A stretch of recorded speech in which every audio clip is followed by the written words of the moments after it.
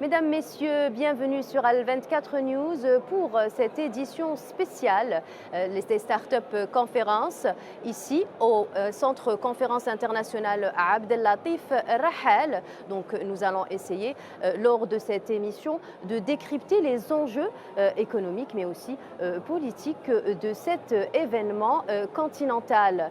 Donc lors de cet événement, il y a beaucoup d'investisseurs, de start-upers, de business angels et beaucoup de politiques également qui vont essayer de trouver le moyen de unir les voix africaines pour justement contrebalancer l'Occident, l'Asie ou encore les États-Unis.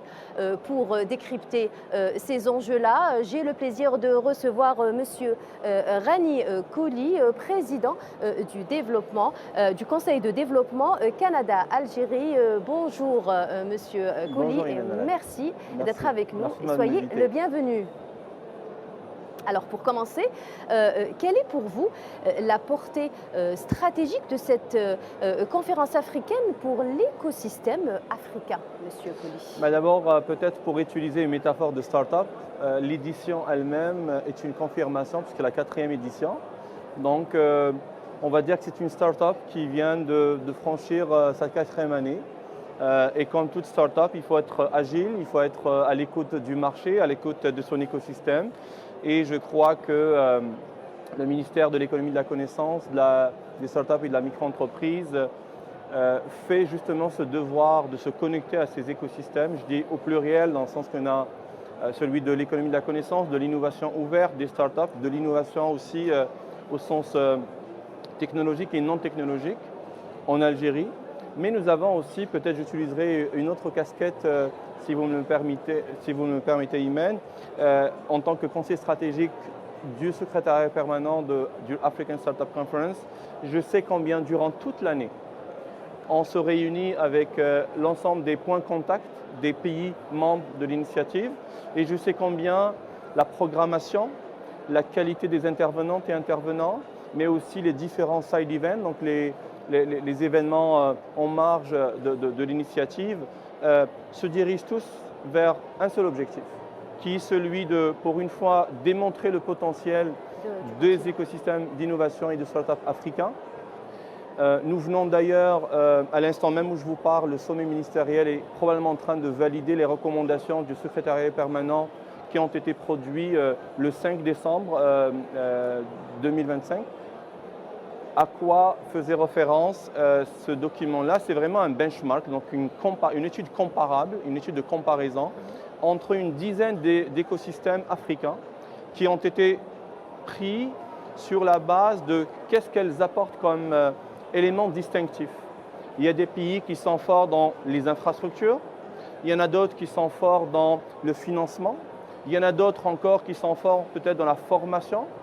Tout ça permet une chose, c'est de permettre aux Africains d'être solidaires les uns les autres, mais aussi d'apprendre les uns les autres. Évidemment, on a inclus dans ce benchmark une approche internationale. On a pris le Canada, que je connais assez bien quand même, pour la partie nord-américaine. On a pris la Corée du Sud pour la partie de l'Asie. Et on a pris le Chili comme un exemple d'inspiration pour tout ce qui est Amérique latine.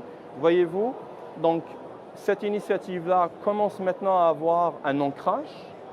Quantitativement, l'Ahiber, comme on dit, ça a beaucoup pris d'ampleur en termes de nombre de participants, de nombre d'exposants, mais qualitativement aussi, on est soucieux. Puis je tiens à remercier Monsieur le ministre en charge du portefeuille, donc c'est Dr Nordin Wadah, qui non seulement il voudrait qu'on puisse apprendre en continu, mais on s'intéresse aussi à maintenant évaluer l'impact de cet événement-là, tant sur l'Algérie, sur le plan des retours sur investissement, de l'attraction des IDE, de la création d'emplois, mais aussi les relations, les connexions qu'il y a entre les différents pays. Vous savez bien qu'on vient de, à peine quelques semaines, quelques mois auparavant, on a accueilli l'IATF, qui est le grand événement interafricain en termes de commerce. Évidemment, je pense que c'est une continuité. Maintenant, l'Algérie, je dirais, elle n'a jamais quitté la scène africaine, mais elle est revenue de force. Et ce n'est que d'un bon oeil que nous, membres de la diaspora, notamment en ma qualité de président du Conseil de développement Canada-Algérie, que je vois cette initiative s'ancrer dans la durée pour ne plus avoir ce sentiment éphémère qu'on fait une belle chose mais en fait qui disparaît. Je pense que cette start-up qui est la African Startup Conference, maintenant elle est vouée à être pérennisée de façon durable. Oui. C'est ce que la déclaration d'Alger, j'espère, finira par décider aujourd'hui même. Aujourd'hui même. Et justement, vous travaillez étroitement avec la diaspora algérienne au Canada. Selon vous, quel rôle peut-elle jouer dans la montée en puissance de l'écosystème africain? Je pense que, comme je l'ai dit à plusieurs occasions à ce plateau même, à vos collègues, premièrement, j'aime nommer les éléphants dans la pièce, je vais le dire comme ça. En plus, on est en Afrique, donc on est le continent pour. Le mythe du retour physique de la diaspora, je pense qu'il nous a fait perdre du temps énormément. Les membres de la diaspora qui ont quitté, chacun a ses raisons. Les membres de la diaspora qui ont décidé de faire un retour, chacun a sa raison.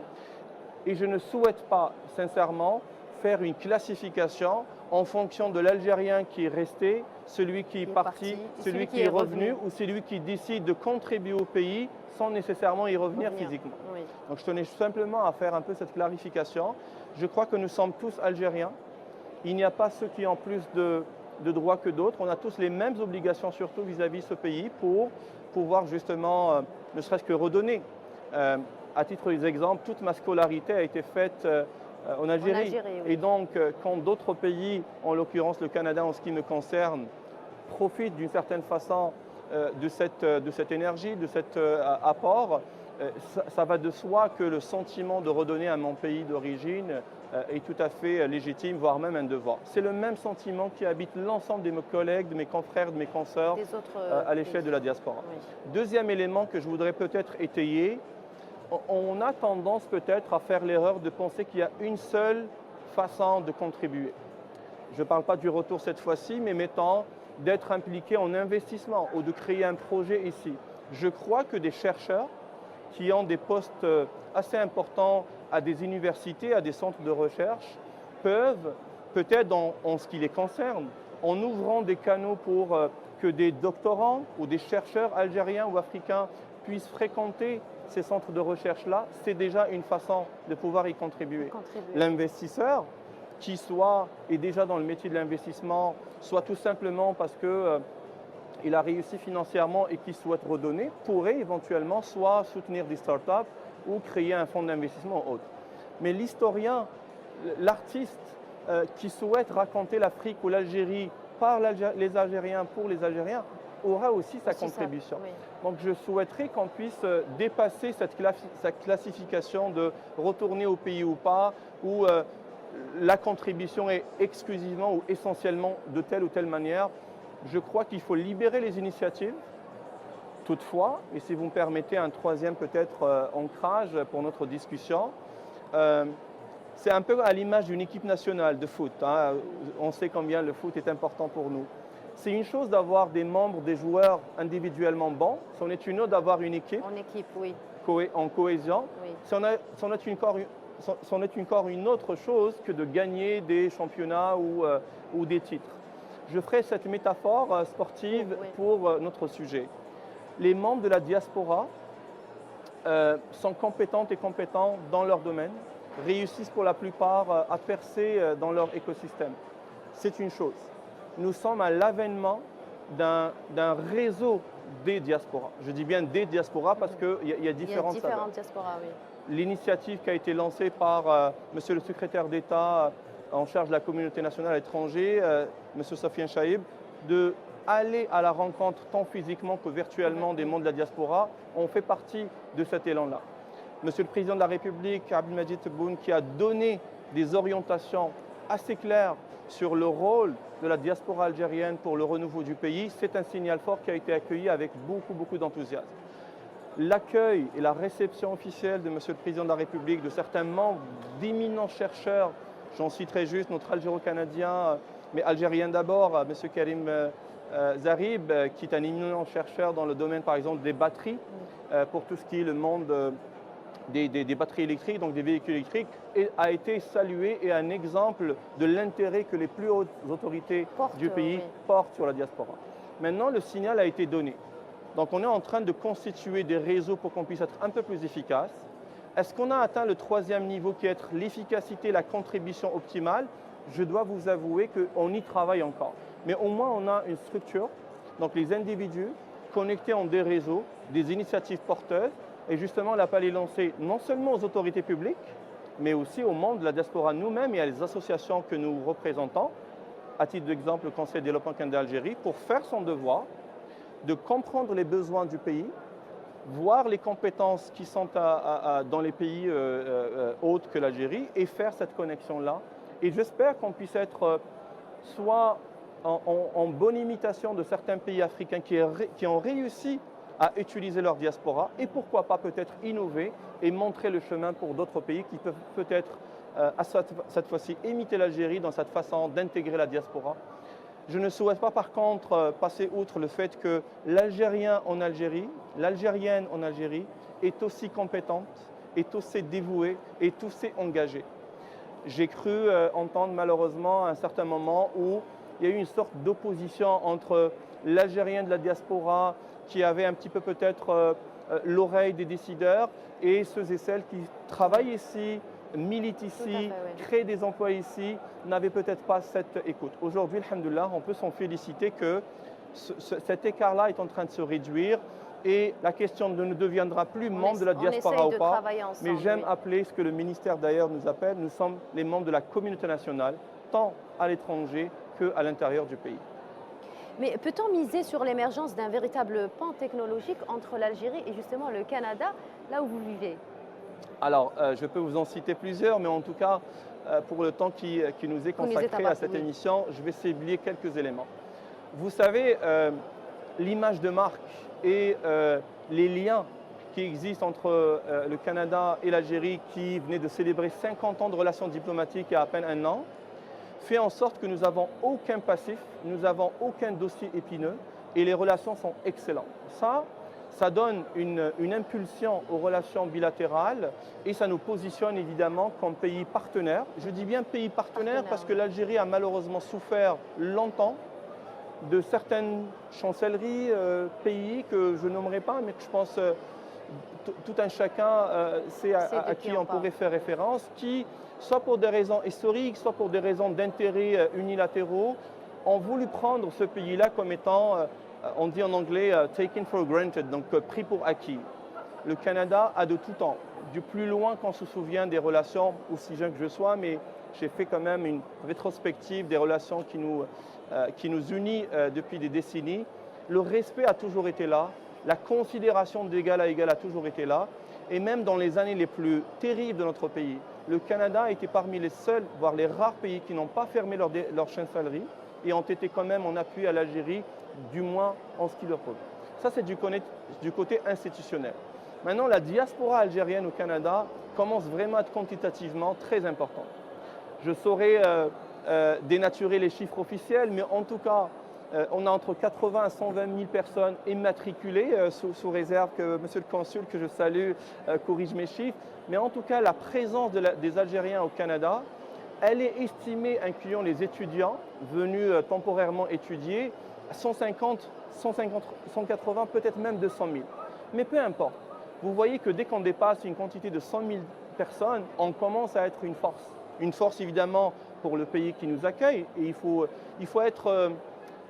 il faut normaliser la contribution dans les pays où est-ce que nous sommes. Parce que nous payons nos impôts dans ces pays-là, nous bénéficions aussi des avantages de ce pays-là, donc il est tout à fait normal d'y contribuer. Toutefois, vous ne trouverez pas un Algérien, vous ne trouverez pas une Algérienne qui ne cherche pas d'une façon ou d'une autre un pont avec lequel ou à travers lequel il pourrait contribuer d'une façon ou d'une autre. C'est exactement le rôle et la mission qu'on s'était donné au niveau du Conseil de développement Canada-Algérie, ne serait-ce que par la partie économique, d'affaires, mais nous sommes en concertation avec d'autres associations culturelles, sportives, d'excellence. Je nomme notamment nos collègues de la Fondation Club Avenir qui font un excellent travail de reconnaissance des talents et d'expertise des Algériens vivant au Canada.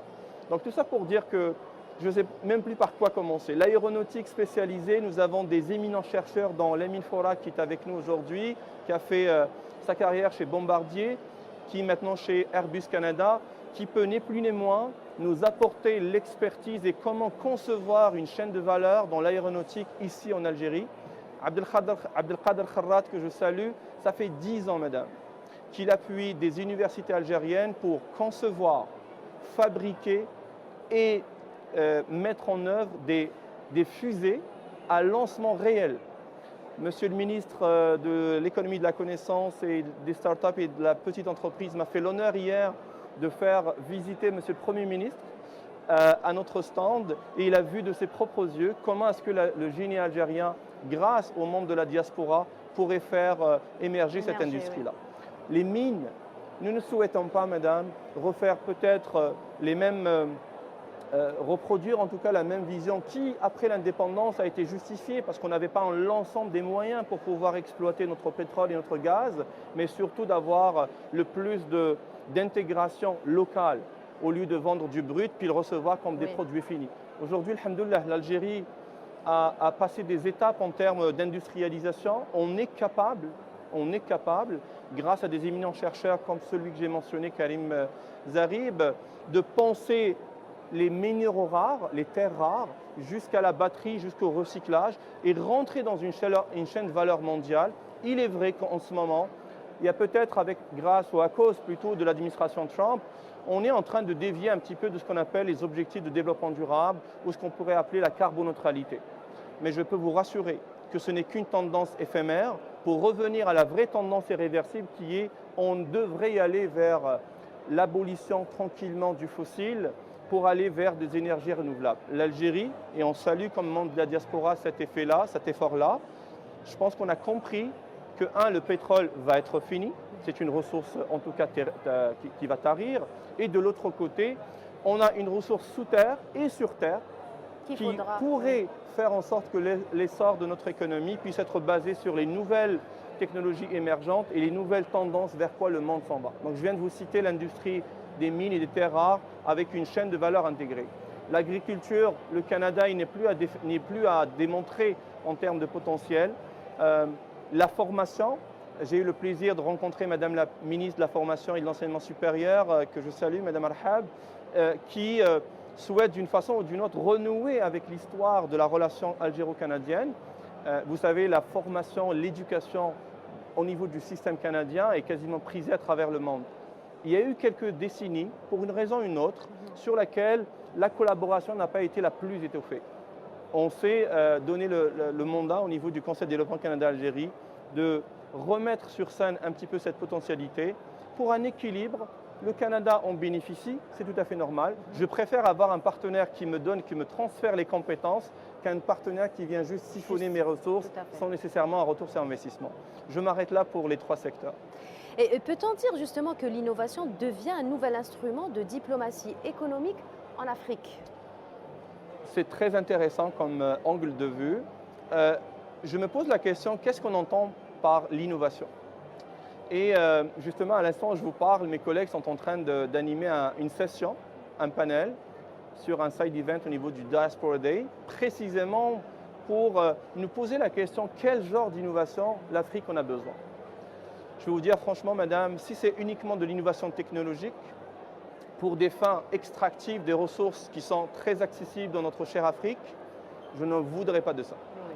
Si c'est uniquement pour avoir nos talents, 70-75% dans notre jeunesse à moins de 30 ans, en Afrique, si c'est juste pour les avoir comme une main-d'œuvre pour des objectifs, j'allais dire, de rareté de main-d'œuvre en Occident, je ne souhaite pas de cette potentialité d'innovation. Maintenant, s'il s'agit véritablement de rattraper le retard structurel qu'a l'Afrique au niveau des infrastructures, au niveau des autoroutes, au niveau des chemins de fer, au niveau des infrastructures qui permettent aux Africains, entre eux, de pouvoir faire des affaires, de maximiser le potentiel de cette Afrique, j'en appelle de mes voeux pour ce genre d'innovation. Au niveau de la finance, vous savez qu'on traite encore en dollars entre 2 pays africains. Si, avec des technologies évoluées comme le blockchain, que beaucoup d'ailleurs, malheureusement, incluant des décideurs, prennent mal la portée et l'aspect positif de cette technologie-là et confondent parfois, je dois dire, entre la crypto-monnaie et la blockchain. Oui, je pense par un manque Il est temps de faire la d'information, distinction oui. entre les deux. La crypto-monnaie est quelque chose qui est à peut-être à voir avec une bonne lucidité. Pareil pour la blockchain. Toutefois, la blockchain, c'est de la confiance distribuée. Qu'avons-nous besoin en Afrique? D'avoir plus de relations entre nous. Donc je crois et je milite pour une fintech, donc une finance technologique qui soit au service de l'Afrique pour le bénéfice des Africains. Je pourrais continuer comme ça sur plusieurs exemples technologiques d'innovation. J'en finirai ne serait-ce qu'avec une innovation qui, je vous dirais, c'est l'enfant pauvre du spectre de l'innovation. C'est l'innovation sociale, madame.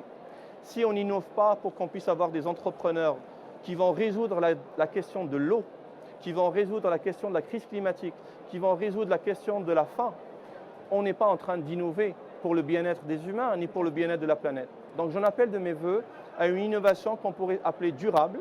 Ce serait peut-être un terme que vos auditeurs puissent éventuellement découvrir. Je les invite d'ailleurs à se documenter là-dessus.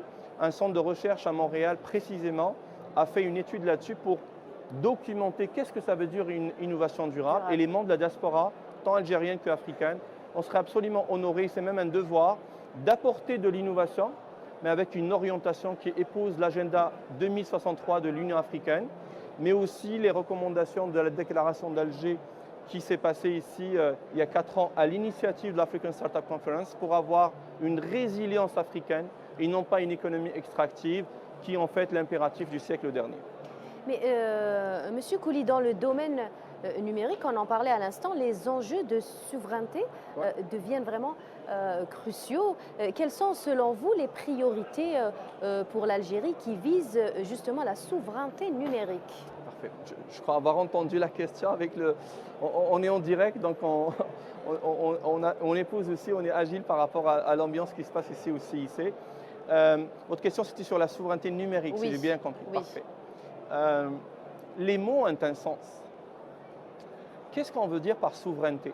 Évidemment, la première image qui nous vient en tête quand on parle de souveraineté, on utilise le mot souveraineté, c'est probablement la souveraineté territoriale, la souveraineté de l'identité, du drapeau, qu'on a recouvert, alhamdoulilah et depuis déjà un certain nombre d'années, depuis 1962.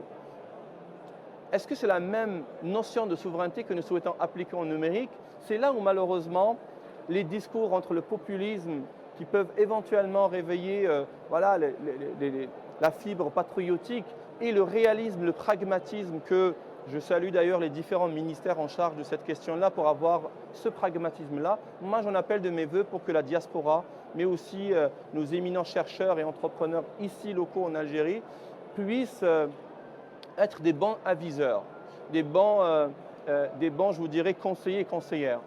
La souveraineté numérique, on confond souvent les données, l'infrastructure et l'usage.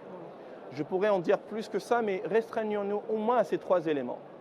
Celui qui a l'infrastructure auparavant avait le contrôle, mais ça c'était dans le temps où c'était très matériel. Aujourd'hui, on est dans le monde de l'immatériel. Tout à fait. C'est celui finalement qui a la destinée et le contrôle sur les données qui en devient finalement plus que maître. On est en train de nous batailler là-dessus. Justement. Actuellement. C'est ça. Et on ne recouvrira pas la souveraineté numérique tant et aussi longtemps que nos données sont encore sur des serveurs à l'international, tant et aussi longtemps que des institutions régaliennes, algériennes ou africaines, sont encore malheureusement dépendantes de certaines des GAFAM de ce monde, où le cloud est devenu un enjeu quasiment de souveraineté justement. Est-ce qu'on est capable d'être autonome et autosuffisant? Il ne faut pas se leurrer. Par contre... Mais par quoi faut-il commencer justement? Il y a justement une priorisation. Je crois qu'il y a des domaines dans lesquels, soit que le retard est tellement difficile à rattraper que ce serait une perte de temps ou d'investissement et d'énergie à focuser sur certains éléments. Par contre, l'éducation, par contre, les institutions de haute sensibilité, par contre, notre arsenal économique, l'intelligence économique, l'intelligence géostratégique devrait vraiment guider nos choix et nos priorités.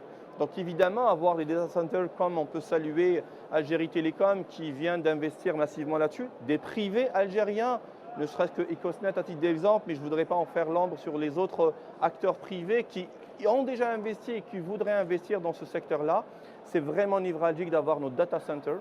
On a une abondance de ressources énergétiques dans le sens que le coût de l'énergie est très accessible en Algérie. On a même de quoi attirer des investisseurs étrangers pour localiser leur data center ici et pouvoir en faire une industrie. Donc voici juste un seul exemple, mais je ne comprendrais pas que notre système éducatif soit encore à consommer du contenu étranger. Et c'est pour ça, si vous me le permettez, au CDC, on a lancé l'année passée, exactement à l'initiative de l'African Startup Conference, une initiative stratégique appelée Numidia Valley, qui se veut, en quelques secondes pour vous la résumer, être un hub ou un écosystème de création de contenu numérique par les Algériens et les Africains, pour les Algériens et les Africains. Et Monsieur on Kouli, est en train de... Pardon, je vais juste vous couper dans Bien votre sûr, élan. Nous devons juste lancer une courte page de pub et nous revenons juste après.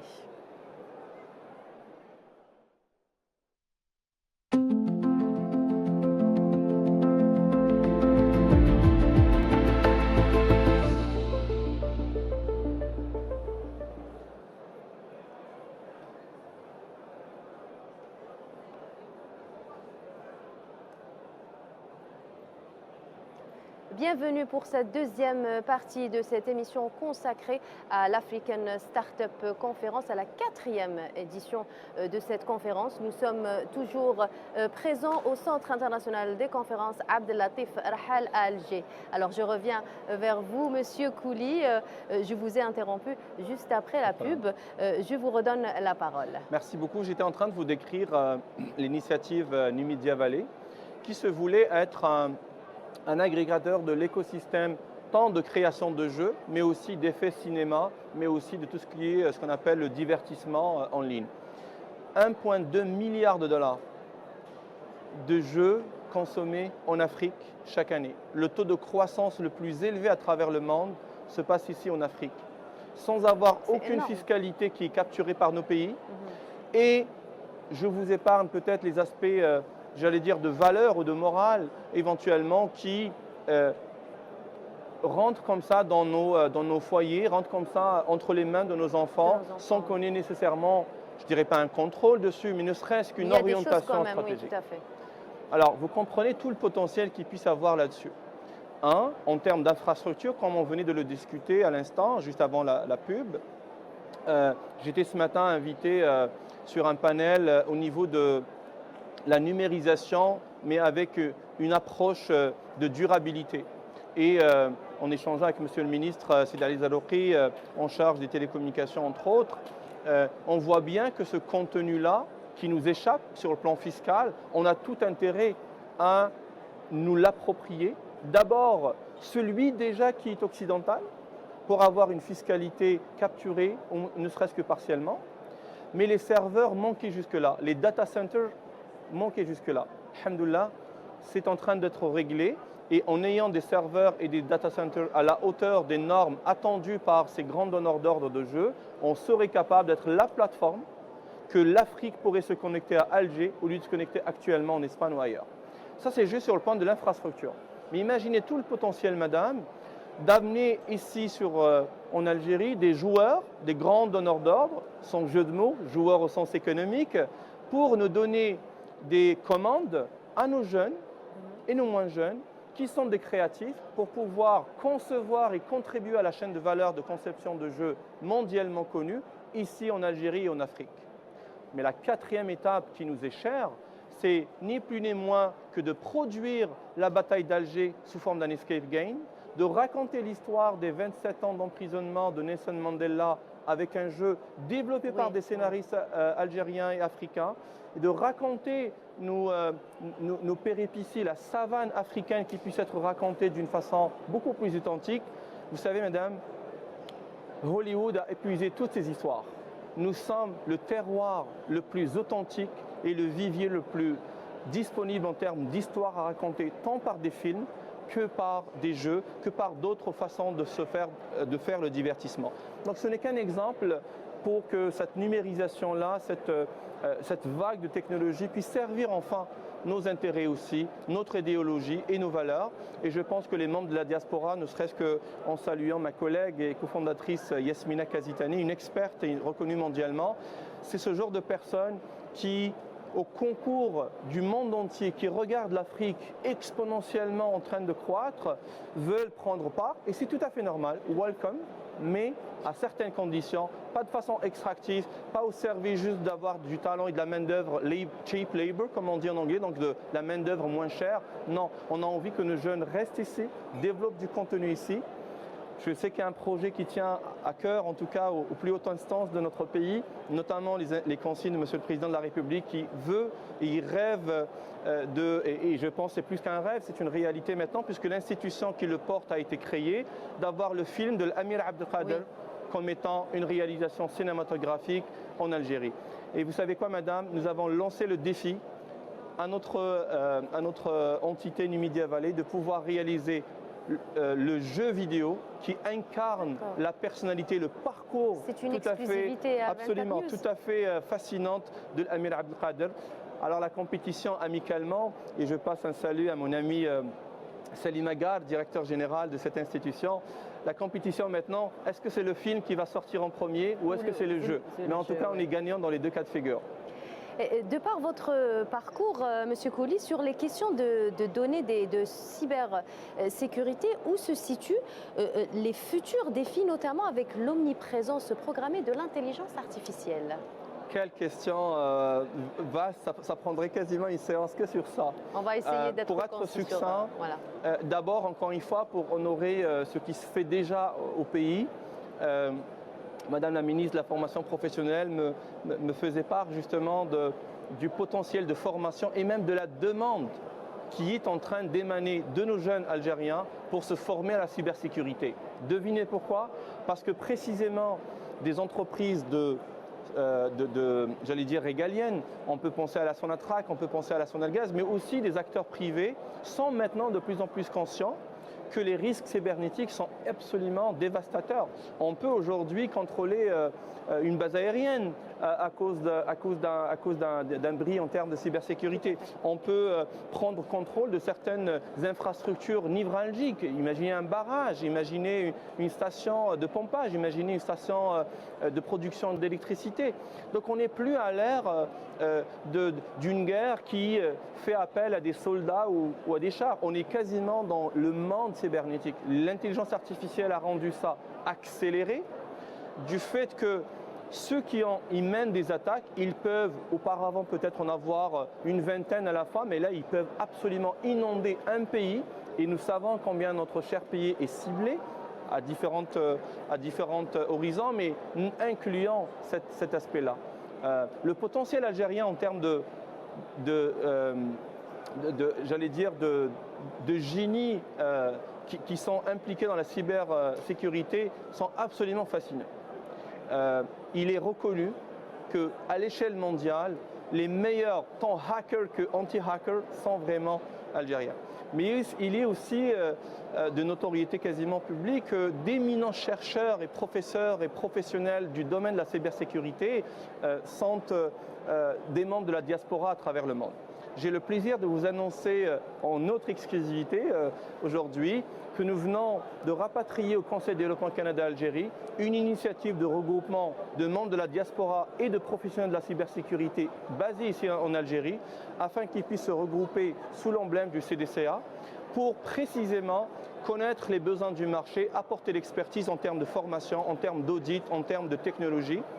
Et de surcroît, je ne peux passer cette occasion que vous me donnez sans saluer un de nos éminents Algériens à travers le monde qui est établi au Canada, on est très chanceux, qui est M. Mourad Debabi, expert en cybersécurité, doyen de la faculté de génie au niveau de Concordia et qui ne fait que souhaiter, mais plus que souhaiter, passer à l'action en créant des liens de recherche et d'éducation d'enseignement supérieur avec des universités algériennes. Et on espère qu'à travers le CDCA, on puisse amener des projets concrets pour qu'on puisse préserver notre pays de toute menace, mais aussi être à l'avant-garde de ces nouvelles technologies cybernétiques.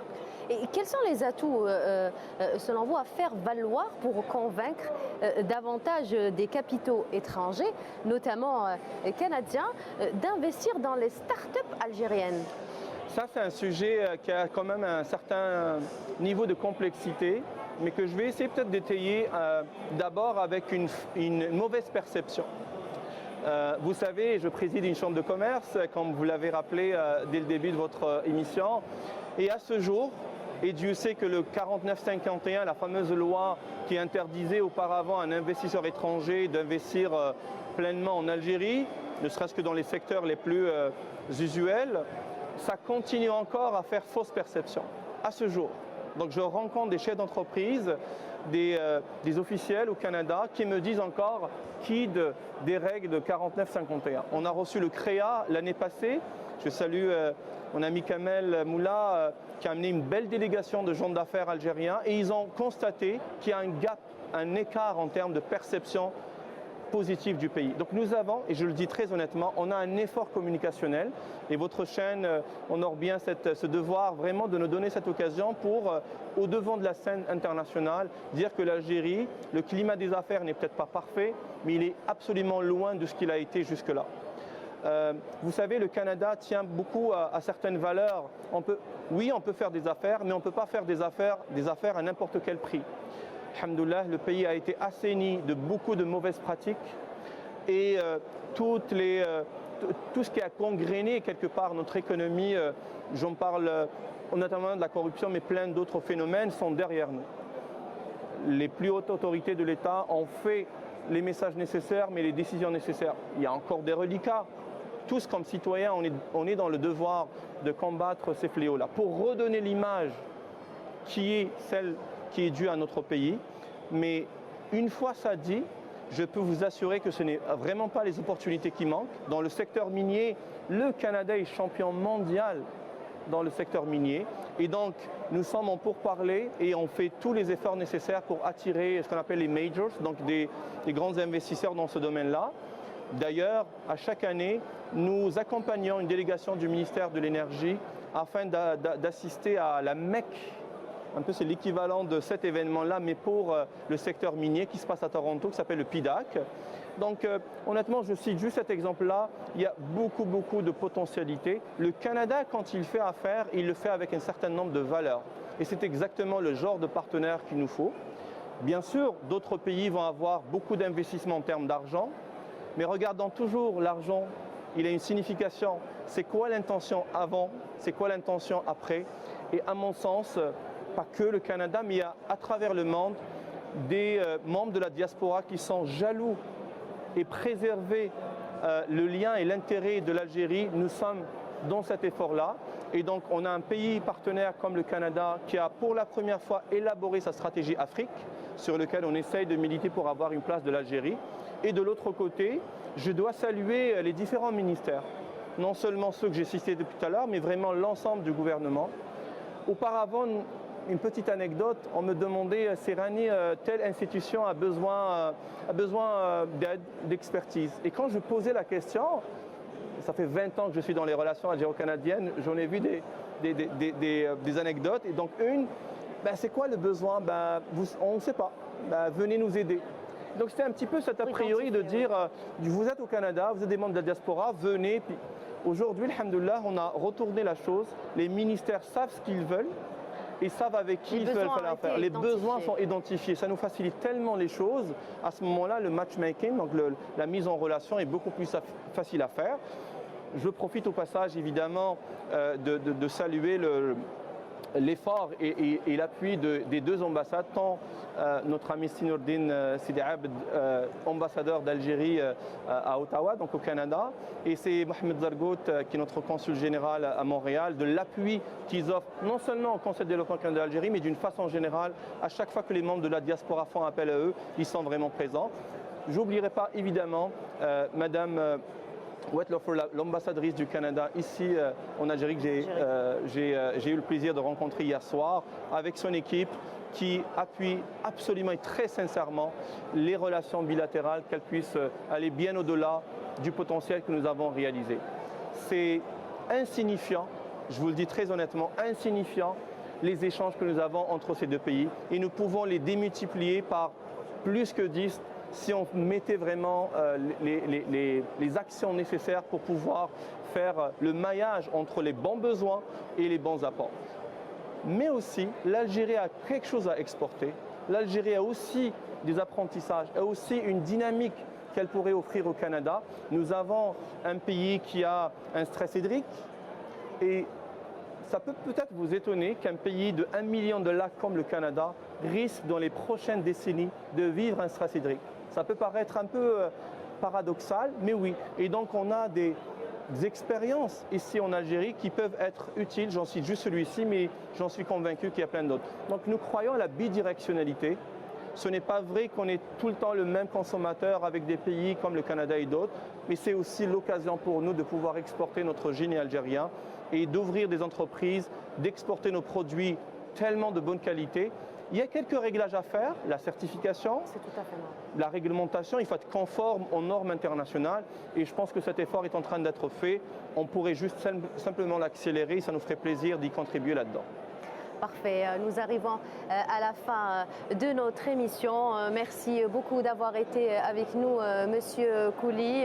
Merci à vous, chers téléspectateurs, de nous avoir suivis. Les programmes continuent sur Al 24 News.